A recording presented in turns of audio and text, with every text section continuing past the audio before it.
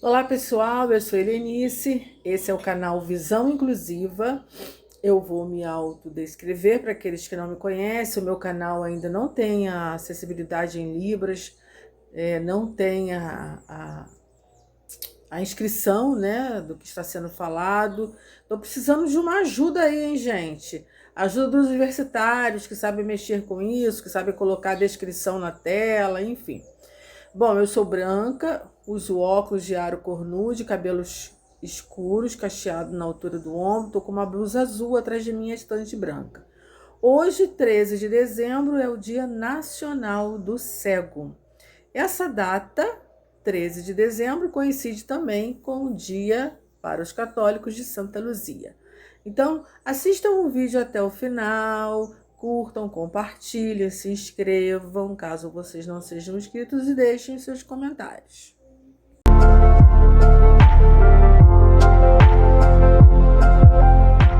Então, gente, hoje é o dia 13 de dezembro, é o Dia Nacional da Pessoa com Deficiência Visual. Para os católicos, o dia de Santa Luzia, que é a santa protetora dos olhos. Esse Dia Nacional do Cego foi instituído em 1961 por um decreto no governo de Jânio Quadros. Com o decorrer do tempo, essa data ela foi um pouco mais ampliada e passou a se denominar Dia Nacional da Pessoa com Deficiência Visual, abrangendo também as pessoas com baixa visão. E quem é que tem baixa visão? É a pessoa que tem menos de 30% de visão no melhor olho com correção. No meu caso, eu sou deficiente visual, baixa visão. Eu tenho menos de 10% de visão nos dois olhos com correção. E esse dia, então, ele foi associado ao dia 13, justamente porque é o dia de Santa Luzia, que é a protetora dos olhos para a Igreja Católica. Bom, é um dia de luta, é um dia de reflexão, é um dia de discussões, é um dia onde nós assistimos lives, podcasts, palestras, né? E é um dia para se refletir, assim como várias outras datas do calendário inclusivo. Uma data que nós precisamos refletir sobre os direitos das pessoas com deficiência visual, sobre a importância da inclusão e da acessibilidade, sobre a importância de uma sociedade que promova a inclusão e seja uma sociedade sem barreiras para as pessoas com deficiência, né, especificamente hoje para deficiência visual. Eu vou contar aqui para vocês o caso de uma amiga que hoje ela é deficiente visual total, mas até bem pouquíssimo tempo ela era baixa visão, ela perdeu agora o restinho de visão que ela tinha. Ela estava caminhando no bairro onde ela mora, com a sua bengala, né, fazendo um mapa mental ali dos arredores. E de repente ela foi abordada por duas pessoas. Uma puxou pelo ombro, a outra puxou pelo braço da bengala, que estava com a bengala. E ela se assustou tanto que a bengala dela voou, porque aquelas pessoas queriam fazer por ela uma oração. Jogaram óleo na sua testa, no seu pescoço e começaram a orar, e ela ficou tão assustada que ela não teve outra reação a não ser aceitar aquela oração, né? E eu quero deixar bem claro o seguinte: eu não descreio do poder da oração, eu sou cristã, eu creio no poder de Deus, no poder da cura. Eu creio que Jesus fez e ainda faz muitas curas quando é plano dele, quando é da vontade dele fazer a cura. Então eu queria deixar uma dica. Ela até perguntou no grupo que a gente faz parte: gente, o que vocês fariam se acontecesse isso com vocês? Eu estou até agora tão assustada que eu não tive reação, eu pensei que fosse um assalto. Eu disse para ela: o que eu faria? Gritava. A primeira reação minha seria gritar, com certeza. Quem me conhece sabe. Porque quando eu me assusto, eu grito. Então, ainda mais assim, né? Se fosse no Rio de Janeiro, por exemplo, e ela não é do Rio de Janeiro, hein? Ela é de um outro estado aí, lá do Nordeste.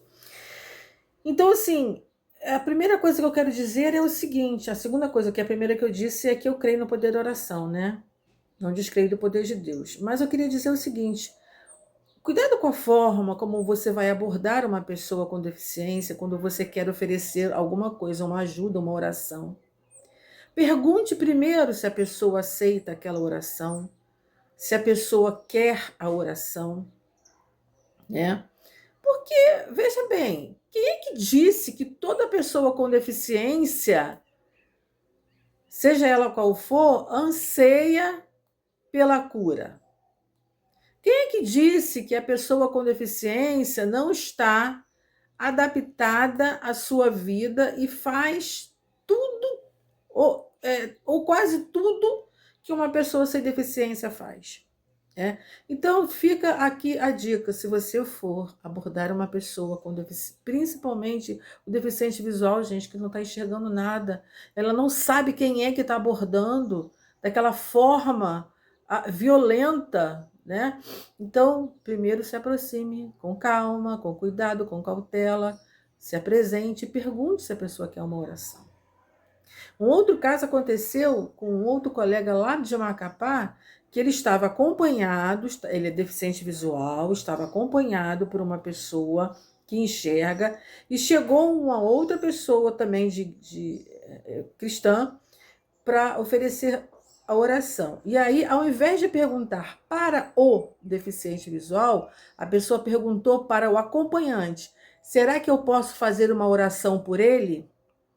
E aí esse meu amigo se antecipou e falou assim: olha só, eu não quero não. Se você tivesse falado comigo, se você tivesse aproximado de mim e me perguntado, porque eu tenho capacidade para responder por mim, talvez eu até tivesse aceitado essa oração. Mas como você não entendeu que eu sou uma pessoa capaz de responder por mim, eu não quero que você faça essa oração. E essas atitudes são atitudes capacitistas. O capacitismo é crime previsto em lei. Tem outros vídeos aqui no canal falando sobre o capacitismo, você pode até procurar. Mas o artigo 88 da Lei Brasileira de Inclusão, esse artigo prevê uma pena de 1 a 3 anos e multa para o crime de capacitismo. Porque capacitismo é crime, ou seja, você discriminar ou diminuir uma pessoa em função da sua deficiência. Isso é capacitismo. Você duvidar que ela tenha capacidade de executar alguma atitude, alguma atividade, alguma ação por conta da sua deficiência. É capacitismo. Quer ver um outro exemplo de capacitismo que eu escutei hoje, que eu fiquei assim bem boba, né? Bem assim, poxa, ainda acontece isso no Brasil nos anos 2025? Um professor doutor cego, casado com uma cega, tem uma filha que enxerga, uma filhinha pequena, e estava passeando no shopping com a mulher, a filha e a mãe. A mãe desse moço enxerga e a filhinha também. Eles estavam passeando, foram tomar um sorvete, foram sentar na praça de alimentação, e de repente esse professor começou a ouvir comentários maldosos no entorno dele, tipo assim: ah, lá o casalzinho de cego, como é que será que eles fazem para se limpar quando vão ao banheiro? Como é que eles fazem para transar? Será que aquela moça ajuda eles na hora de transar? E outras coisas horríveis que uma mulher falou para ele. E aí ele teve que se levantar, bater com a bengala na mesa e falar muitas verdades. Entre elas, ele disse para ela o seguinte: olha, o pior problema, a pior doença, o pior câncer da sociedade são atitudes essa como a sua, que faz da pessoa com deficiência alvo de deboche. Isso aí é a pior doença que existe. Lógico que não foi com essas palavras, eu não sei exatamente como ele falou, mas ele deu uma resposta à altura.